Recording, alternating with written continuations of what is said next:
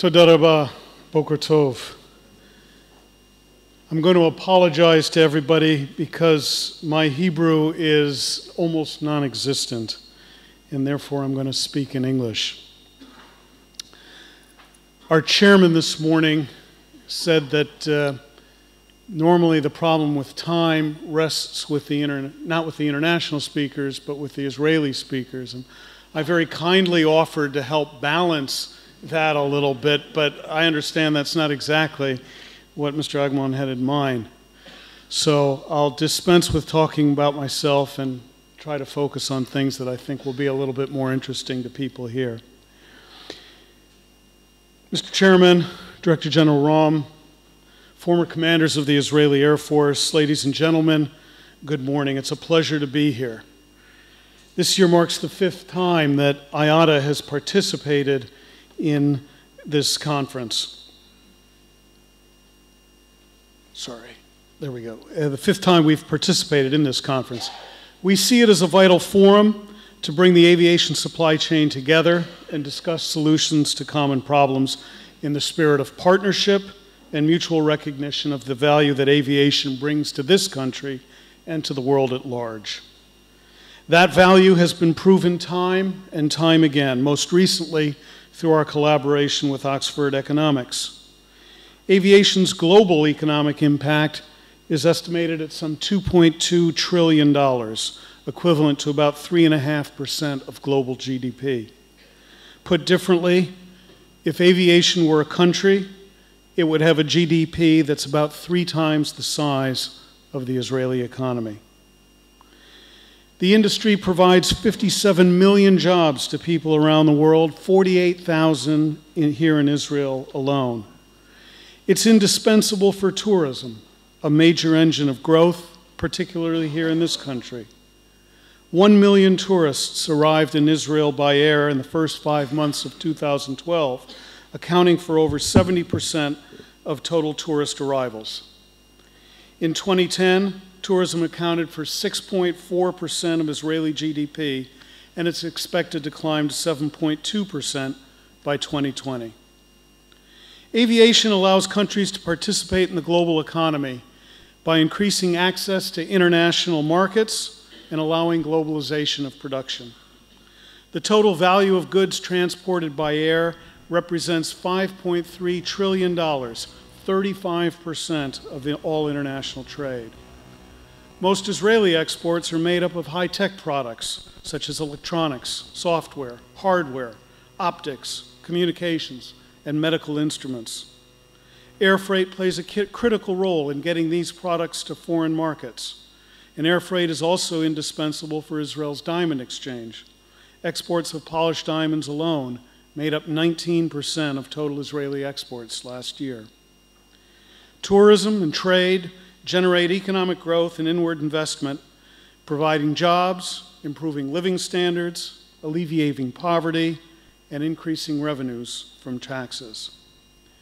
But despite these impressive numbers, the industry's continuing poor health prevents us from providing the full potential of economic and social benefits to the world. Over the last decade, airline revenues totaled some $4.6 trillion. We were amongst the world's fastest growing industries, but our best annual profit margin of the century so far has been 2.9%, and the overall result has been a net loss of $16 billion. 2012 is another challenging year. We expect revenues of some $630 billion, but profits of just $4.1 billion. That's a 0.6% net margin. And that projection comes with some very serious downside risks. The high price of oil is one of the main reasons for our weak profitability. Oil prices have softened recently, but we still expect an average of about $110 per barrel for Brent crude.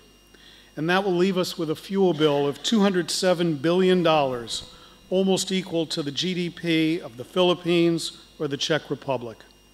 It will account for 1/3 of our costs, and political risks could easily push the price of oil higher, plunging the industry into the red. The biggest and most immediate risk, however, is the crisis in the Eurozone. If it evolves into a banking crisis, we could face a continent-wide recession, dragging the rest of the world and our own industry's profits down. The actions by the European Central Bank to print money and buy government debt have calmed worries, as has the second bailout of Greece, but printing and supplying cash to indebted economies does not resolve their problem of a lack of growth caused by a lack of competitiveness. Greece, Portugal, Ireland, and Spain would need to cut wages and living standards by some 30% to restore the competitiveness of their exports compared against Germany. And of course, that's politically unacceptable. So the present situation for the airline industry clearly remains fragile in these circumstances, as European carriers are expected to lose $1.1 trillion in 2012. Across the Atlantic, in the US, things are looking better, but not by much. The anemic American economy continues to plague airline profitability. US GDP is expected to grow by 2% in 2012, below expectations. However, successful capacity management by US carriers, capacity in the US having decreased by 11% since 2005, has kept the American airline industry in the black. Turning to the Middle East, Iata sees profits this year of some $700 million, raised from our previous estimate of $400 million. Despite ongoing unrest in a number of countries, the region as a whole appears to have fully recovered from the negative effects on air travel of the 2011 Arab Spring. I include the Middle East region in this overview because of the exponential growth of carriers here, led by Emirates, Etihad, Qatar Airways, and Turkish Airlines. They demonstrate the power of partnership, driven by a common understanding of aviation's value. Dubai Airport was the world's 13th busiest airport by passengers in 2011, with nearly 51 million passengers, although the population of Dubai is just 2 million. Emirates and their counterparts have collectively grown their seat capacity to Europe by some 23% in the last 12 months. And together with Turkish Airlines, they're quickly catching up to the traditional European players in sub-Saharan Africa. I'll have more to say about partnership in a few minutes. Low-cost carriers have also become a part of the global aviation landscape.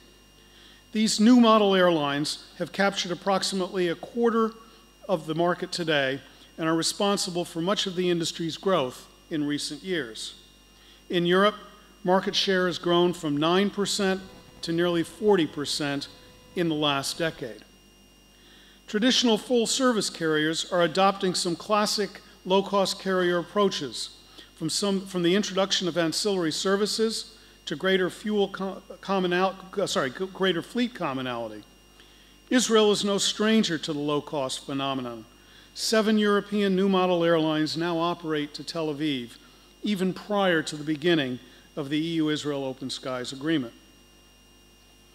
What do the current economic climate and industry trends mean for the future of aviation? One thing is certain. The potential for industry growth is huge. Demand for air travel is expanding at over 6% per year, and world trade continues to expand too. By 2030, there may be twice as many people in the air as today, some 5.9 billion passengers. And there may be 3 times as much cargo volume as there is today, approximately 150 million tons. Growth of this magnitude means there are plenty of growth opportunities for all kinds of carriers.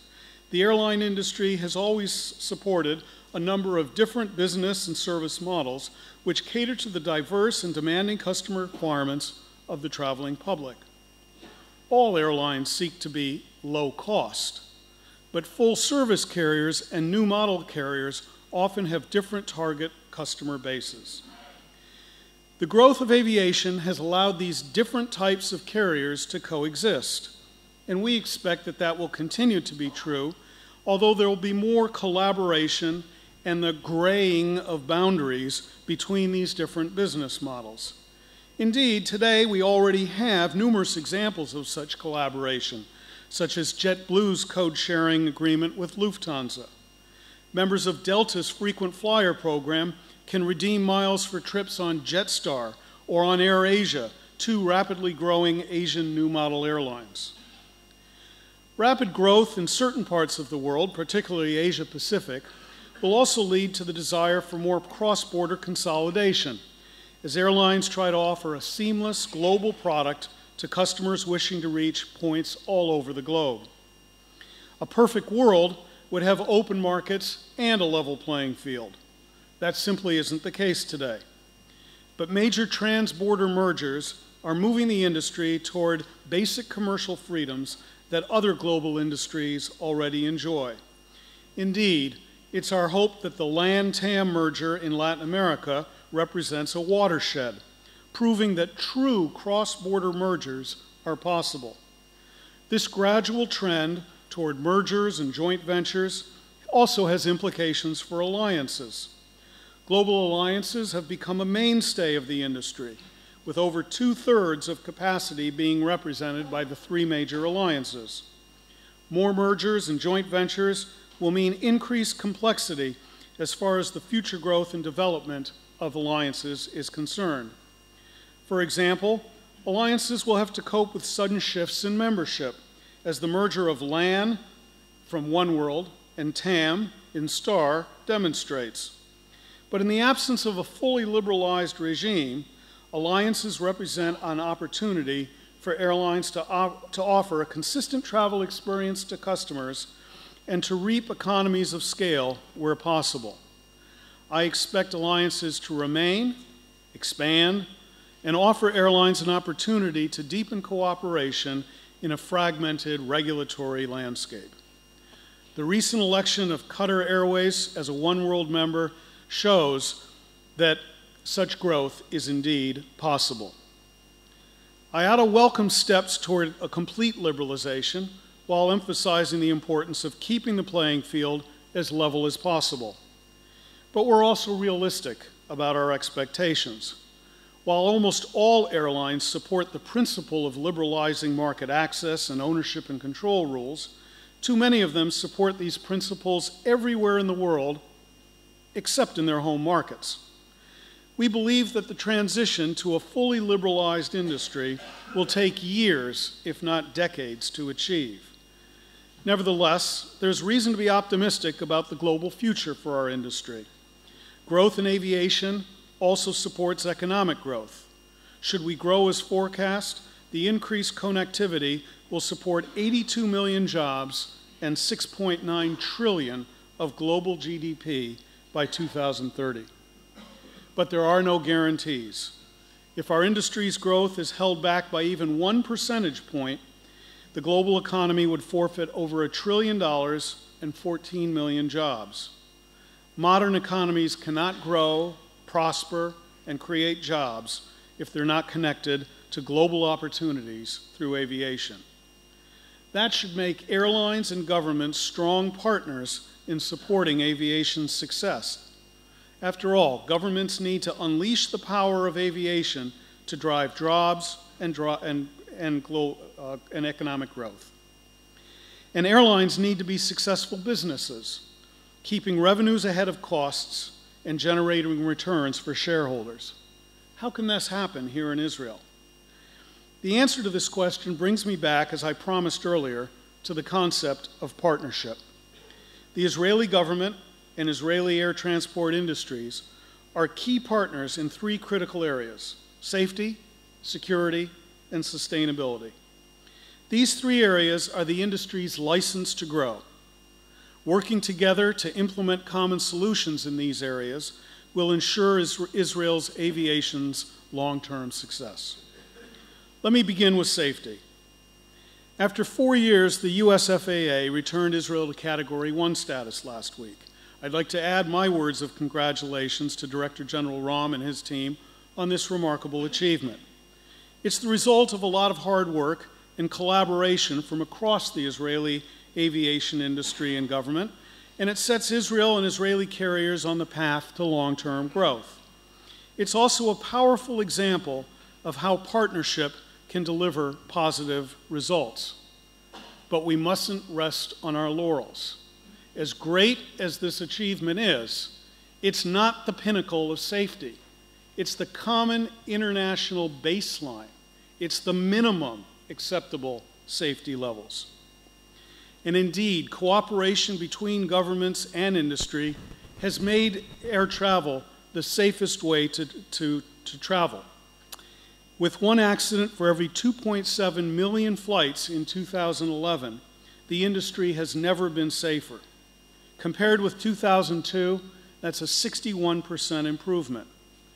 And in 2011, the performance of the 369 airlines on the Iata Operational Safety Audit Registry was 52% better than non-IOSA carriers. In 2012, none of IATA's 243 member airlines, each of which is IOSA registered, has suffered a Western-built jet hull loss. This impressive record tells an important story and should be a driving force for governments to mandate IOSA audits, not only as a condition for obtaining or maintaining an AOC, but also for obtaining permission to provide service to your country. IOSA is built on industry best practices and global standards set by governments through ICAO, the International Civil Aviation Organization. Here in Israel, IOSA offers the opportunity to complement the government's own audit activities and to ensure a level playing field. While airlines have similar operational practices appropriate to one common audit, things are more complex for ground handlers, covering a wide scope of activities as diverse as passenger and baggage handling, load control, cargo handling, and more. To respond to the growing diversity of needs of ground service providers, the IATA Safety Audit for Ground Operations, or ISAGO, has been built upon a backbone of audit standards applicable to all ground handling companies worldwide. Of the 3 Israeli ground handlers, I'm pleased to report that one has successfully completed ISAGO, while a second aims to do so very soon. Data can also improve security. Our Checkpoint of the Future vision is for risk-based and data-driven airport checkpoints. The combination of technology and passenger information can make today's airport security hassles a thing of the past, but it will only happen with the support of governments. Already we're working with the U.S. Department of Homeland Security, the European Commission, China, Interpol, amongst others. And we've been in discussions with the Israeli Internal Security Agency, which has expressed interest in participating in the further development and testing of the concept. Improvements will happen incrementally, but by 2020, airport security could be radically different from what we have today. Different even, or perhaps I should say especially, from what exists here in Israel today, although Israel is already farther along than any other country in adopting a risk-based approach to security screening. Being safe and secure is not a license to grow if aviation is not sustainable. To put the Israeli aviation industry on the path to sustainable growth, we must work together with governments on a tax regime that does not kill growth, on regulation that facilitates growth, and on infrastructure that can efficiently accommodate growth. Let's start with taxes. For decades, the government of Israel has levied an arriving passenger fee of approximately $5 per passenger. But even though it's a passenger fee, it's the responsibility of airlines to pay it. For an airline like El Al, with 2 million passengers a year, that amounts to a bill of $10 million per year to the government. If it's the intention of the Israeli government to continue the passenger fee, then let's at least be honest about it with the passengers. Airlines must be permitted to make the tax transparent and to recharge the fee to passengers. What's the government hiding here? Of course, a better approach would be to eliminate the tax completely. Taxes dampen growth, with a knock-on effect on jobs and the broader economy. And if governments are not convinced about the negative impacts of taxation, they should look at the positive impact of a low-tax regime. Look at Hong Kong or Singapore. In Singapore, a similarly sized economy to Israel's, aviation accounts for 5.4% of GDP, and it supports 119,000 jobs, over twice the number in Israel. Think about it. Growth in Israel 3 times the size of what it is today. Governments will actually increase their tax revenue if they stop viewing aviation as a cash cow and start using it, as they do in Singapore and Hong Kong, as a stimulant for economic growth, job creation, international trade, and inward investment. Imagine the opportunity for growth if Israeli government policy was better aligned to support the industry. Regulation is also an unavoidable fact of life, and our moderator already mentioned overregulation this morning. Sensible regulation that increases safety or enhances competitiveness is good, but too often, even the best intended new regulation has unintended and damaging consequences. The new Israeli passenger rights law, which entered into force on August 16th, is of great concern to the industry worldwide. The aviation services law purports to regulate flights operating to and from Israel, at least on the face of it, and it applies to Israeli and foreign carriers alike. But I can't believe it was the intention of Israeli legislators to also apply the law to carriers that don't even fly to Israel. Nevertheless, as a result of sloppy drafting, it contains provisions which would have an extraterritorial effect, creating difficulties for airlines and confusion amongst passengers. Let me give you an example. If I'm denied boarding in New York City by a European carrier departing from New York and connecting in Amsterdam, let's say, to Tel Aviv, which passenger rights regime would apply? The US DOT consumer protection rules? EU Regulation 261? The Israeli Aviation Services Law? All 3? We're committed to improving service levels for airline passengers, but we need a joined-up approach to passenger rights that makes sense for a global industry, and we're prepared to work with governments, including the Israeli government, to make that happen. Airport and airspace infrastructure are another vital area of cooperation. Israel has an opportunity to not repeat European difficulties in managing airspace and airport capacity, but rather learn from them to implement solutions before growth leads to gridlock. Aviation can only deliver economic and social benefits if cost-efficient infrastructure is available to do so. Here again, governments in Hong Kong, Singapore, and the Gulf demonstrate what can happen when government and industry partner together to make aviation a cornerstone of economic growth and prosperity. I don't mean economic subsidies to individual airlines, but rather a friendly regulatory environment and low taxes to encourage growth and further infrastructure investments combined with regulation to ensure that monopoly providers cannot extract monopoly rents.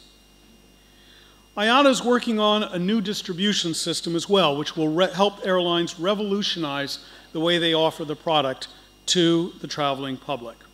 Foundation standards have just been approved last month, which are the first step toward enabling airlines to sell all of their products through all channels, including travel agents. In partnership with the global distribution systems, we'll be modernizing our own distribution system, creating new revenue opportunities for airlines and far greater choice for passengers. In a nutshell, it treats travel the way Amazon.com treats you when you buy books online. It allows airlines to offer through travel agents and the GDSs the same choices and opportunities and packaging that you can find today already on airline-owned websites. Aviation is a force for good in our often troubled world. It supports jobs, unites families and friends, brings access to global markets, spreads wealth and prosperity, and fosters business, educational, and cultural opportunities in every corner of the world. It's a powerful workhorse. Using it wisely will deliver benefits throughout the Israeli economy and society. But excessive taxation, such as the arriving passenger fee, will dampen its long-term growth prospects. Aviation must be viewed as a catalyst for economic growth, not as a never-ending source of tax receipts. That view should also result in regulation that facilitates growth, but the new aviation services law will complicate matters for passengers and the industry alike. I share your passion for the success of Israeli aviation. Together, our work enriches people's lives everywhere, every day, and with every flight. Together, we can chart a way forward for a healthy industry with a bright future, also for this country. Thank you very much.